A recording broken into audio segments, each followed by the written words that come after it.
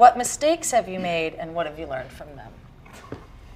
No. What mistakes have you made? And we have to make this chat an hour, like add an extra hour to this. I know. Just to answer that question. Oh my gosh. I'll go first. Might as well. Like I said, I fear nothing. Even if I fail, I don't care. Whatever. Live life once, right? And speaking of mistakes, I mean, I've made a lot of mistakes. Most of my mistakes were made amongst relationships with other people, especially guys. And I think one of my best advice for girls, you know, who are trying to figure out their relationship with a significant other is to not try and be somebody that you're not, to impress the person that, you know, you're in love with or you think you're in love with.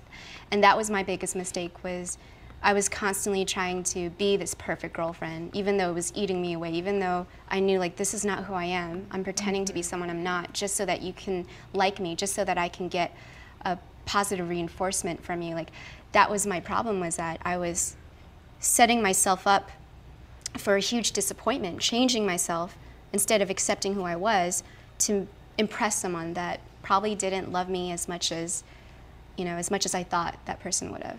So that was one of my biggest mistakes, was being someone that being someone that I wasn't really proud of.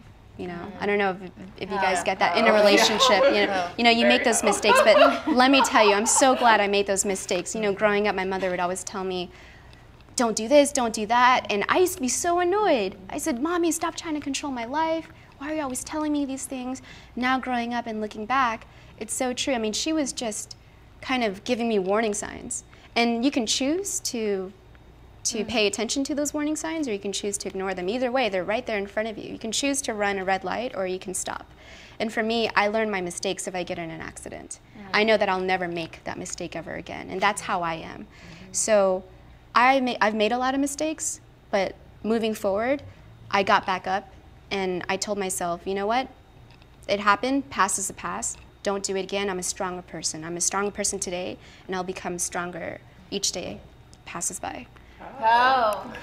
Okay, who wants a talking stick? Here, give it. I'm afraid of. Okay. I mean, gosh, I have made so many mistakes. It's crazy, but I definitely feel like for me, because I'm an anxious person. Like, people meet me and I'm like loud and annoying, and but the sort of flip side of me being loud and annoying. Oh wait, I think you have like, get it. Help I think me. you have talking stick on your face. Okay, there we go. We're okay. Something is driving me crazy. Right now. No, it was like a piece of ribbon or something. We're live, people. Going live. All right. I have a lot of anxiety, and I feel like the biggest sort of mistake for me was whenever I'd make a mistake, I'd beat myself up about it. So it was almost like the post-mistake. You guys with me? Yeah. Okay. Mm-hmm. Like I just would berate myself and literally magnify this thing that maybe wasn't even that big of a deal, or I could have learned from it if I had just thought about it a little bit more. And I just need to give myself a break is really like the biggest thing that I sort of learned, is to just, I'm ambitious, I am a perfectionist, and that's stressful.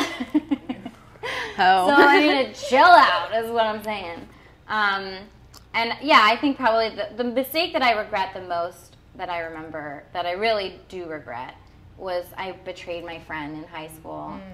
She liked a guy and I liked a guy, and I got the guy and she didn't. And I mean, it sounds like a really bitchy story, but it was honestly the moment that I think back on, and it was like, okay, I literally learned to never do that again, because I betrayed a girlfriend whose friendship I valued more than the guy situation, and it was like a big, yeah, I was 16. Good old 16 again, there it is. Oh God, I think the biggest mistakes that I've made is listening to what other people want. Like I remember, because I was an actress, and I remember taking acting classes in Phoenix before I moved to LA, and my teacher was like, you should cut your hair short and dye it dark.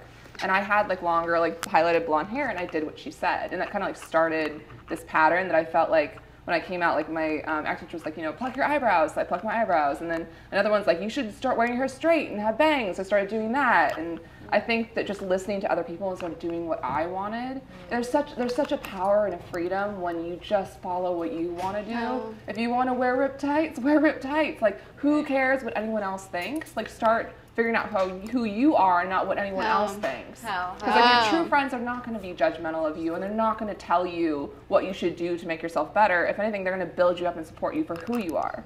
So I think just me, like, finally, like, stop listening to other people and what they want me or want me to look like, and start looking like what I want to look like. Oh, girl. You beautiful. You so beautiful.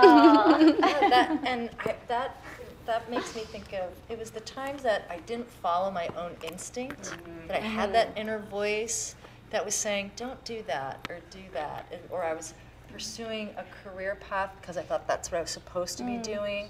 And women have such good intuition, you know, but we're not taught how to nurture that. So I do know that the times that I listened to my own intuition were the best times, and the times that I didn't. But I learned my lesson, and I, you know, decided I'm always going to listen to my intuition.